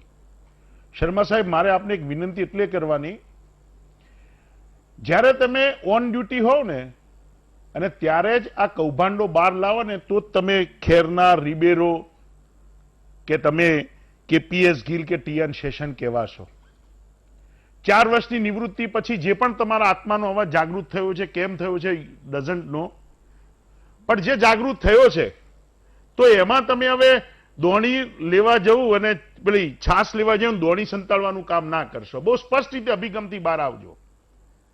આ સરકારે, તમે કહ્યું હમણે, મારો એક પણ શબ્દ, તમે કહ્યું કે આઈટીના અધિકારીઓએ તમને ધમકી આપી, એટલે આ સરકારનો ક્યાંક દોષ છે તો જ તમને ધમકી આપે છે. Government is involve, government is involve તો તમને આઈટીના અધિકારીઓ બહુ સરસ ટર્ન આવશે તમારો. બીજી તમને એક વિનંતી કરવાની કે તમે અધિકારીઓ, સીએ, ગુજરાતી જે વેપારીઓ છે, આ આઈટીના ઓફિસરો, એમને મિલીભગત કરી ના કર્યું, આ સરકારની ચોર વિદ્યા છે. આ બધા તો પછી દોષિત આવે છે. જે ધીમંતભાઈ પુરોહિતે કહ્યું કે આ ટોચ જે છે ને, ટોચ કેમ, એટલા માટે કે તમે સારા એક અધિકારી છો અને છતાં બી તમે નોટબંધીને જો સરાહના કરતા હો તો તમારી નિયતમાં પણ ક્યાંક ખોટ છે. એટલા માટે કે હું તમને થોડા આંકડા આપું, ગુજરાતની પ્રજા, ભારતની પ્રજા અને ખાસ કરીને ઈશુદાનભાઈની ચાહક પ્રજા સાંભળે. 99.30% નોટો પરત આ નોટબંધી પછી આવી. 10,000 કરોડ પરત ન આવ્યા. નોટો છાપવાનો ખર્ચ થયો 7,965 કરોડ રૂપિયા. આરબીઆઈ ને આ નોટો જે ખૂટી અને એના માટે લાવવી પડી, એના માટે વ્યાજ ચૂકવવું પડ્યું 17,426 કરોડ રૂપિયા. 25,391 કરોડને સરકારને નુકસાન ગયું અને સરકાર પાસે કેટલા ના 10,000. તમારા એક અધિકારી, તમે એટલા માટે અધિકારી કે યુ આર સેન્ટ્રલ માં અધિકારી હતા, સેન્ટ્રલના એક અધિકારી છે અને આપણા દેશના એટર્ની જનરલ કહેવાય મુકુલ રોહતગી, એમને સુપ્રીમ કોર્ટમાં એવું નિવેદન આપ્યું હતું, જે હમણાં સિદ્ધાર્થભાઈએ પણ આપ્યું, કે 4 લાખથી 5 લાખ કરોડ ઉત્તર પૂર્વ અને કાશ્મીરના આતંકવાદીઓ દ્વારા આતંકી અને ભારતીય વિરુદ્ધ થતી પ્રવૃત્તિઓને વેગ આપવા માટે આ નાણાં વપરાઈ રહ્યા છે, એટલે નોટબંધી યથાયોગ્ય પગલું છે. હું નરેન્દ્ર મોદીની સરકારને, રોહતગી સાહેબને, તમારા જેવા ભારતીય જનતા પાર્ટીના નેતાઓ, અધિકારીઓને એમ પૂછવા માંગુ છું કે જો 4 લાખથી 5 લાખ કરોડ તમે એમ કહેતા હતા કે આતંકવાદીઓ પાસે છે અને જો માત્ર 10,000 કરોડ રહ્યા તો આતંકવાદીઓને નાણાં ભારતીય જનતા પાર્ટીના લોકોએ બદલી આપ્યા? એ પ્રશ્ન પ્રજા આજે તમને પૂછે છે, ભારતીય જનતા પાર્ટીના શાસકોને પૂછે છે. નોટબંધીથી કેશલેસ ઇકોનોમીની વાત કરી હતી, ડિજિટલ ઇન્ડિયાની. 2016માં નોટબંધી પહેલા 7.8 લાખ કરોડની કેશ ઇન્ડિયામાં ફરતી હતી. 2017-18માં આ કેશ 18.5 અને અત્યારે 23.5 લાખ કરોડ ફરી રહી છે. 2015-16માં 8% જીડીપી હતો, એ 2019-20માં -23%, એટલે ગણો તો -34% સુધી આપણે પહોંચ્યા છીએ. નોટબંધીના ફાયદા કે ગેરફાયદા તમારા જેવા લોકોને સમજણ પડે એટલા માટે હું બોલી રહ્યો છું. 50 લાખ યુવાનો બેકાર થયા, 15 કરોડ લોકોની રોજગારી છીનવાઈ, 150 લોકો લાઇનમાં મરી ગયા. સાંસદની સ્થાયી સમિતિનો રિપોર્ટ ભારતીય જનતા પાર્ટીએ બહુમતીના જોરે વ્યક્ત ન કરવા દીધો. ભારતીય મજદૂર સંઘ, ભારતીય જનતા પાર્ટીની 20 ભગીની સંસ્થાઓ છે, એમાંનું ભારતીય મજદૂર સંઘ છે, એને એમ કહ્યું કે 2.5 લાખ એકમો નાના યુનિટો બંધ થયા.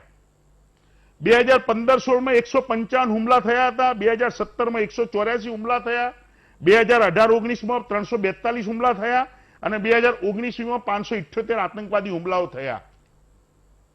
મને જવાબ આપો કે આ નોટબંધીએ ફાયદો હતો કે નુકસાન? સરકારની આરતી પૂજા બંધ કરી દો. સાચું બોલો તો સરેઆમ બોલો અને ખુલીને બોલો, હિંમતથી બોલો.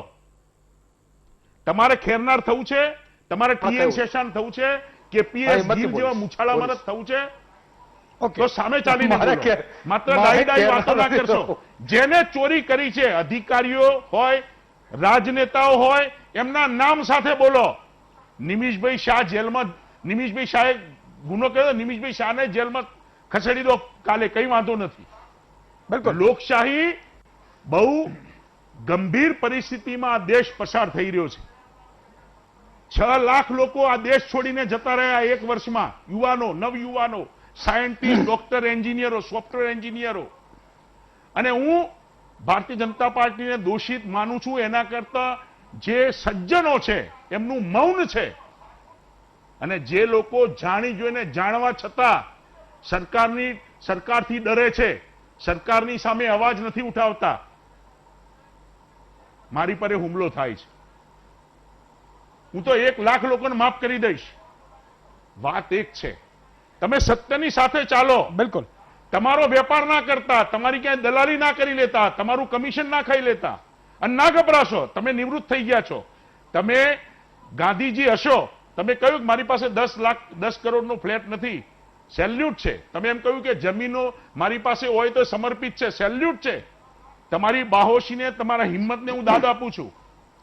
પણ હું એટલું જ કહું છું પીવીએસ શર્મા સાહેબ, કે કઈ કોઈનાથી ડરશો નહીં. આ દેશ લોકશાહી છે. આજે કાલે તમારી સાથે લોકો પડખા ઉપર રહેશે. ઈશુદાનભાઈ ઉભા રહેશે, મહામંથન અને ધીમનભાઈ પુરોહિત જેવા પત્રકારો ઉભા રહેશે, અમારા જેવા સત્યાગ્રહીઓ તમારી સાથે કોંગ્રેસના લોકો પણ ઉભા. બિલકુલ સચ્ચાઈ એ છે. પણ મેં કીધું ને કે શર્મા સાહેબ ઉપર પેલા લોકો જે આક્ષેપ કર્યો કે કરોડોનું, મેં બી એમણે કહી દીધું, ખુલાસા આપી દીધા. પણ મને એક વાત યાદ આવી ગઈ. આમ તો બ્રેકનો સમય થયો છે, પણ એક વાત કહીને જ બ્રેક લઉં.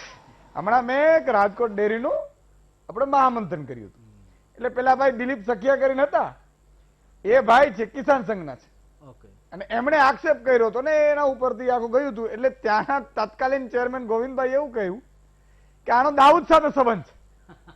હવે દાઉદ સાથે સંબંધ હતો અને સખિયાજીની ધરપકડ કેમ નથી થઈ? મને હજી એ વિચાર આવે.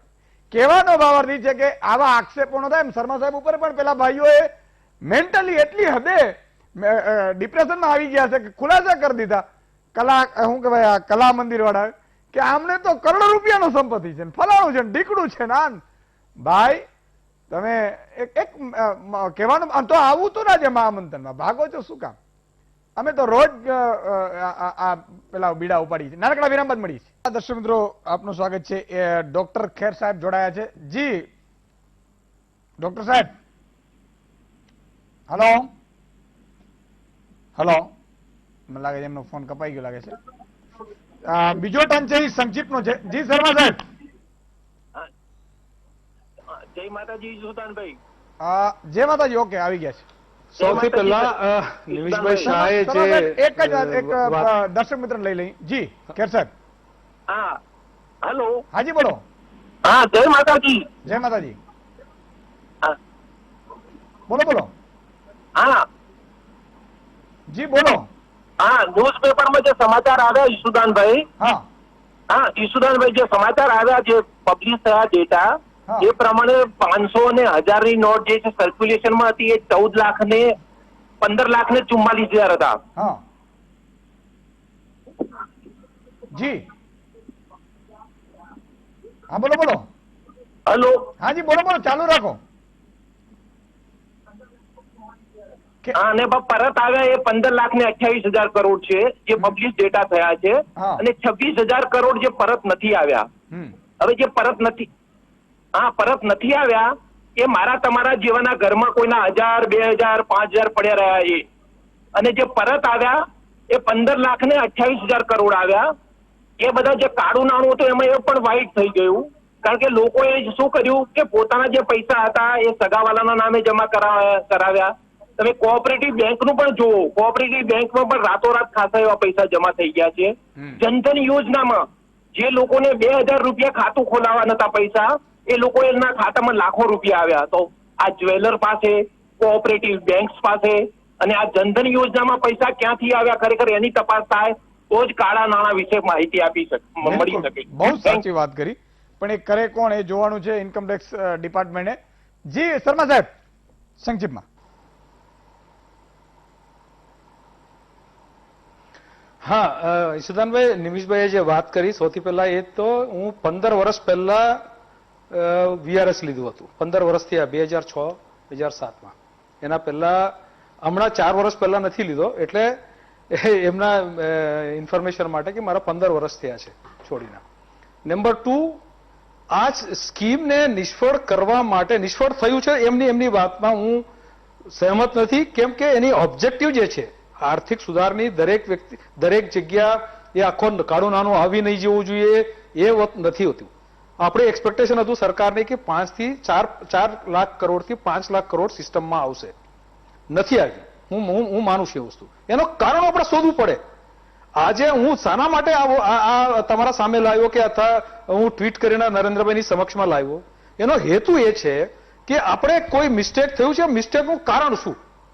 આ મિસ્ટેક એટલે આ લોકો પૈસા કેવી રીતે 1 નંબર કરી નાખ્યા 2 નંબરના, એ વસ્તુ આપણે સમજવું પડે.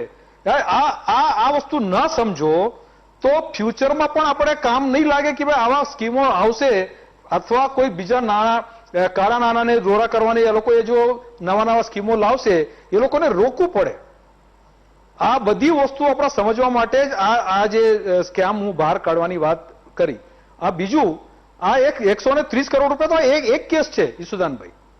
આવા ઘણા કેસો મારા પાસે આવ્યા છે હમણાં એની ઇન્વેસ્ટિગેશન કરું છું, સમજવું પહેલા, એના સમજ્યા પછી મને લાગે છે કે આ ખરેખર આમાં ચોરી થઈ છે અને આમાં ઇન્કમટેક્સ ઓફિસર અથવા અને ટેક્સ પેયરની મળીના મેળા પીપાપથી આ કોઈ મોટો કૌભાંડ થયું છે એ પણ હું ઉજાગર કરીશ.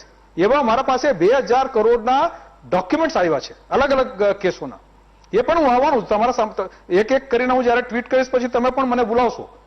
મુદ્દો એ છે કે નરેન્દ્રભાઈની જે એક આર્થિક સુધાર છે એ નિષ્ફળ કરવા માટે આ લોકો એક યોજનાપૂર્વક આ કામ કર્યું છે, એને મારે ઉજાગર કરવાનો આ આઈડિયા છે આ બહાર આવવા માટે.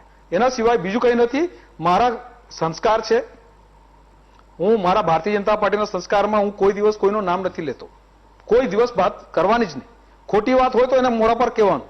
અને છેલ્લે હું 15 વર્ષ પહેલા જ્યારે રિટાયર થયો અને વીઆરએસ લીધું ત્યારે હું ઓલ ઇન્ડિયા વાઇસ પ્રેસિડેન્ટ હતો ઓફિસર્સને. એના પહેલા ગુજરાત ઓફિસર્સના હું 2-3 વર્ષ હું અધ્યક્ષ રહી ચૂક્યો છું. એટલે હું ગભરાવાની વાત નથી કરતો, પણ લોકો ગભરાવાની અને મારા ફોકસ હટાવવાની જે વાત કરે છે એ તમારા સમક્ષમાં હું મૂકવા માંગુ છું. બીજું કંઈ નથી. હું ગભરાઈ નથી જવાનું. કોઈ મને સમન્સ આપે અથવા મને કોઈ મારા ઘરમાં રેડ કરે તો હું તૈયાર છું. હું તો જવાબ આપી શકું ને. હું જવાબ નહીં આપી શકું તો હું કેવી રીતે લડું પ્રજા માટે? જે નાના નાના માણસોની 2 લાખ 3 લાખ 5 લાખ 10 લાખ રૂપિયા લોકોએ ભેગા કરીને મહિલાઓએ બેંકમાં ભર્યા હોય એ લોકોની ઇન્કવાયરી કરી છે. એ લોકોની ઇન્કવાયરી આ ઇન્કમ ટેક્સ ડિપાર્ટમેન્ટના ભ્રષ્ટ અધિકારીઓ કરીને એ લોકોએ એમાં ડિમાન્ડ ઊભી કરી છે. એમાં એ લોકોએ પૈસા ભરાવ્યા છે. અને મોટા મોટા જે 30 કરોડ 10 કરોડ 5 કરોડ 7 કરોડ એ લોકો ભર્યા, એ લોકોને હાવ છુમંતર. અને એક પર્ટિક્યુલર એરિયાસમાં થયું છે.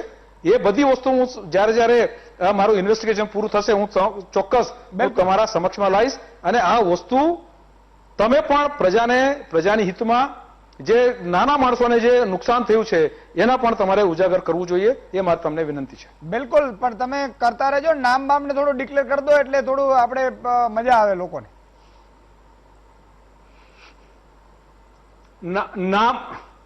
નામ હું મારા પાસે રેડી છે.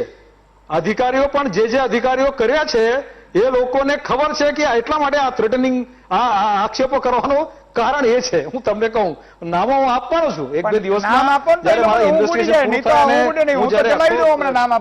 કરી દેમ આ અધિકારીઓ અને જે સીએ ઇન્વોલ્વ છે એનું પણ નામ તમને આપીશ. તો ક્યારે આપશો? 2 દિવસ? કારણ કે આ લોકોને ઊંઘ ઉડાડવી છે. એ પણ નામ તમને આપીશ 2-3 દિવસમાં. હું જો ઈશુદાનભાઈ, આપણે ખોટા આક્ષેપો કોના ઉપર નથી કરવાના. નહીં, આપણા પાસે પુખ્તો માહિતી આવી જાય, હું એને સમજી લઉં અને પછી હું તમારા સમક્ષમાં લઈ આવીશ. નહીં, એટલે તમે પીએમઓ ને ફરિયાદ કરી એનો મતલબ તમારી પાસે મટીરિયલ તો આવી જ ગયો હશે. કદાચ અભ્યાસ કરવાનો બાકી. ઠીક છે, 2-3 દિવસ કરી લો અભ્યાસ, પછી આપણે આ લોકોને અધિકારીઓને પેલો લઈએ. સિદ્ધાર્થભાઈ, સંક્ષિપ્તમાં શું થયું છે? મારા પાસે મટીરિયલ છે. વાત સાચી છે ઈશુભાઈ કે ઇટ્સ અ પુઅર મેનેજમેન્ટ નાની પરિભાષામાં કહી શકાય. 1978માં પણ નોટબંધી થઈ હતી, પણ આ મોટા મોટા હાથીઓના વાંકે જે નાના લોકો દંડાયા છે, ઇન્કમ ટેક્સની લાખો નોટિસો ભારતભરમાં ગઈ છે. હવે એમાં કોને ગઈ છે કે જે લોકોએ એમના સગાવાલાના છે, ઓળખીતા છે, એમના ખાતામાં રોકડા મૂક્યા છે અને એ નિર્દોષ પ્રજાને નોટિસો જાય છે. એટલા માટે ટેન્શન વધે છે. અને આ તો એક મોટી માછલી, કોઈ મોટી માછલી હાથમાં આવે કે ના આવે, પણ અમુક નોટિસો બિનજરૂરી છે એ સ્વીકારવી પડે. પ્લસ આના લીધે એવું માનવાની જરૂર નથી કે દરેક ધંધાધારી ચોર જ હશે. અમુક જેન્યુઇન રીતે એમનો વેપાર કરતા જ હોય છે. પણ હા, ગામડામાં ખેડૂતોને અને મજૂર વર્ગને નોટબંધીથી ખાસી એવી અસર પડી છે. પણ સાથે સાથે ડિજિટલાઇઝેશનનો પણ ઉદય થયો છે, એ પણ આપણે ધ્યાન રાખવું. બિલકુલ. તો ફરીથી એક નાનકડા વિરામનો સમય છે. વિરામ બાદ તુરંત આવી છે, ક્યાં જતા નહીં. વિરામ બાદ આપનું સ્વાગત છે. આત્મનભાઈ, સંક્ષિપ્તમાં શું હોઈ શકે છે આમાં? જે સૌથી મોટી વાત એ છે કે આટલી મોટી રકમનું જો મની લોન્ડરિંગ થતું હોય તો એ અધિકારીઓના કે પછી સરકારી સંસ્થાઓના જે માણસો છે તેમની ઇન્વોલ્વમેન્ટ વગર શક્ય નથી જ. બીજી જે બાબત આમાંથી આપણને જાણવા મળે છે કે જે કાળું નાણું ની જે આખી સમસ્યા છે ભારતીય અર્થતંત્રમાં, તે ખૂબ ગંભીર સમસ્યા છે. અને મને લાગે છે કે એ સમસ્યાનો હલ નોટબંધીથી આવી શકે તેમ છે જ નહીં. કારણ કે મોટા ભાગનું કાળું નાણું, જેમ મેં કહ્યું તેમ, એ રોકડ સ્વરૂપે નથી પણ બીજા અસ્ક્યામતોના સ્વરૂપે છે. એટલે ડિજિટાઇઝેશન થવું ને એ બધું તો એના મુખ્ય ઉદ્દેશો નહોતા નોટબંધીના. નોટબંધીના મુખ્ય જે 3 ઉદ્દેશો હતા કે ટેરર ફંડિંગ ઓછું થવું, કાઉન્ટરફીટ નોટો ઘટવી અને કાળું નાણું ઓછું થવું. પણ એ 3 ઓબ્જેક્ટિવ્સ અથવા જે હેતુઓ હતા તેમાં મોટે ભાગે નોટબંધી નિષ્ફળ રહી છે એમ આપણે ચોક્કસપણે કહી શકીએ. આ તો ડિજિટાઇઝેશન પછી વધ્યું કારણ કે લોકો પાસે નાણું નહોતું અને લોકોએ એ વાપરવું પડ્યું. માટે આપણે કહી શકીએ કે ડિજિટાઇઝેશન એ શરૂઆતના સમયમાં વધ્યું છે. પણ ફરી પાછું આપણે જોઈ શકીએ છીએ કે જે હાઈ ડિનોમિનેશનની નોટ્સ છે તેનું પ્રમાણ વધ્યું છે નોટબંધી પછી ખાસ કરીને. જીડીપી ને પણ નુકસાન થયું છે. એટલે ખાસ કરીને આની જે મોરલ રિસ્પોન્સિબિલિટી છે, જે 100 થી 150 લોકોએ જાન ગુમાવ્યા, જે લોકોએ પોતાની નોકરી ગુમાવી, એ બધાની જે નૈતિક જવાબદારી છે એ કોણ લેશે? આ એક સૌથી મોટો પ્રશ્ન છે. અને ખાસ કરીને જે નાના ટેકનિકલ પ્રોબ્લેમ થયો. ધીમતભાઈ, સંક્ષિપ્તમાં. વેલ, સુરતનું મને લાગે એક ઐતિહાસિક કનેક્શન છે આ નોટબંધી સાથે. મને હજી યાદ છે જ્યારે 79માં મોરારજીભાઈ 1000ની નોટો બંધ કરેલી, ત્યારે એનું એક માત્ર મારા મનમાં અને દેશના મનમાં પણ જો સ્મરણ હોય તો એ છે કે સુરતના લોકો 1000ની નોટની સિગરેટો બનાવીને પી ગયેલા. હજી એ જૂના પિક્ચરો તમે છાપા શોધો તમને મળશે. આજે ફરી એક વખત સુરત આવ્યું છે નોટબંધીના નામે જ, કલા મંદિરની કલાના નામે. અને એની સાથે સાથે મને પેલા સુરતના ભજીયાવાલા પણ યાદ આવે, તમને યાદ હોય તો. હા, એ ભજીયાવાલાનું શું થયું એ પણ અમદાવાદના મહેશ શાહ જેવો જ કેસ છે. અને જે આત્મનભાઈએ મુદ્દો ઉભો કર્યો કે એ ત્રણેયમાંથી એકે જે મકસદ એના હેતુ સફળ નથી થયા. અને આપણે એમ માનીએ કે નરેન્દ્રભાઈએ જે કેશ ફ્લો હતો એ બંધ કરી કાઢે, એ માનવાને પણ કારણ નથી નોટબંધી પછી, કે છેલ્લા પક્ષ પલટામાં તમે જુઓ કે એક ધારાસભ્યને 16 કરોડ આપવાની વાત કરી છે. વાતો છે. આપણી જોડે કોઈ પુરાવો નથી, કારણ કે એ લોકોએ ચેકથી પૈસા નથી આપ્યા. પણ ધારો કે સંભળાતી વાતો મુજબ જો 16 કરોડ સત્તાધારી પાર્ટી પણ જો આપી શકતી હોય તો એનો અર્થ કે કેશ ફ્લો છે જ. તમે કાળા કો ધોળા કો ગમે તેમ કહો, પણ હજી જેમ નોટબંધી પહેલા ચાલતું તેમ ચાલે છે. અને આ ઇલેક્શન આમ જનતા પાસે કેશ ફ્લો નથી. તમારી ને મારી જેવી આમ જનતા પાસે સ્વાભાવિક છે ના આવે, કારણ કે આપણા પૈસા તમારી કંપનીમાંથી બેંકમાં ડાયરેક્ટ ટ્રાન્સફર થતો હોય અને આપણે એટીએમ કાર્ડથી પૈસા ઉપાડતા હોઈએ. પણ આ હિસાબ તમારો ને મારો નથી, કારણ કે આપણે તમે હજાર અને લાખમાં રમનારા છીએ. આ જે વાત છે સુરતના કેસ ને એના જેવા બીજા કેસ, એ કરોડો અબજોના કેસ છે. અને મૂળ બૂચ એમને મારવાનો છે, એને બદલે બૂચ આપણને લાગી ગયો. બહુ સાચી વાત છે. એક નાનકડો વિરામ બાદ તરત દર્શક મિત્રો ફરીથી આપનો સ્વાગત છે. સંક્ષિપ્તમાં નિમિષભાઈ. ચોક્કસ, વિથ ધ ગુડ ઇન્ટેન્શન કોઈ પણ વસ્તુ થઈ હોત અને થાય તો મારો પોતાનો આધ્યાત્મિક અનુભવ પણ રાજકીય અનુભવ પણ એવું કહે છે કે એનું પરિણામ સારું મળે. પણ હું માનું છું કે નોટબંધી એ ટોટલ ઉત્તર પ્રદેશના ઇલેક્શન માટે હતી અને ઉત્તર પ્રદેશમાં ભારતીય જનતા પાર્ટીને જીતવું હતું, અખિલેશ યાદવને આ બધાને હરાવા હતા, એટલે એમણે નોટબંધી તાત્કાલિક ધોરણે નાખી હતી. આમાં કોઈ ગુડ ઇન્ટેન્શન હતો નહીં. અને ગુડ ઇન્ટેન્શન હોત તો સરકારે કંઈક કેલ્ક્યુલેશનથી કંઈક આગોતરા કોઈ આયોજન કર્યું હોત. એટલે એ વાત જવા દઉં છું. હું એટલું જ એમ કહું છું કે પીવીએસ શર્મા સાહેબ, હું કોંગ્રેસનો ડિબેટમાં આવું છું, પ્રદેશમાં મંત્રી છું, અને છતાંય આ કોંગ્રેસે અમને આવું સ્વતંત્રતા આપેલી છે. તમે સાચા હશો ને હું તમારી પડખે સુરત 6 કલાકમાં ગાંધીનગરથી આવી જઈશ. તમારી જોડે હું નહીં, આખી કોંગ્રેસ ઊભી રહેશે. એ તમે લોકશાહીને બચવા નીકળ્યા છો તો બહુ પવિત્રતાથી પક્ષાપક્ષીથી પર થઈ અને ચોક્કસ કાળું ધોળું જે તમારા મગજમાં આવતું હોય નિડરતાથી બહાર લાવજો, સત્યતા પવિત્રતાથી બહાર લાવજો. અમે આપની સાથે છીએ. સમયનો અભાવ છે એટલે પીવીએસ શર્મા સાહેબ, નિમેશભાઈ, સિદ્ધાર્થભાઈ, ધીમંતભાઈ, આત્મનભાઈ, તમામ લોકો ખૂબ ખૂબ આભાર. આશા રાખીએ 2-4 દિવસમાં શર્મા સાહેબ ફરીથી બધાના નામો ડિક્લેર કરે, અધિકારીઓના અને જે નેતાઓ છે એમના પણ. હવે ઘણા બધા મોટા નેતાઓની પણ વાત છે, કેટલાકના ભલે બહાર ન આવે, કેટલાકના આવે, એ બધાની એટલા માટે કે આપણે વીટીવીના દર્શકો આતુરતાથી રાહ જોઈ રહ્યા હોય છે રોજ સાંજે 8 વાગે કે આજે કોની બૂચ વાગશે. આ લોકો ગામની બૂચ મારે, આપણે એની મારીએ. એટલે કહેવાનો બાબત કર્મનો સિદ્ધાંત ત્યાં આવીને ઉભો રહે છે, કારણ કે આપણી સાથે કુદરતી શક્તિ છે, કુદરત અદ્રશ્ય શક્તિ, કુદરત આપણે કામ કરાવે છે, આપણે નિમિત્ત બનીએ છીએ. પણ બૂચ મારનારાઓ ધ્રુજવા જોઈએ, ડરવા જોઈએ અને ગુજરાતના નાગરિકોની સંપત્તિ અમે બરબાદ નહીં થવા દઈએ, આટલી ખાતરી છે. અને એની સાથે જ લડાઈ ચાલુ રહેશે. વધુ સમાચાર મિથુન.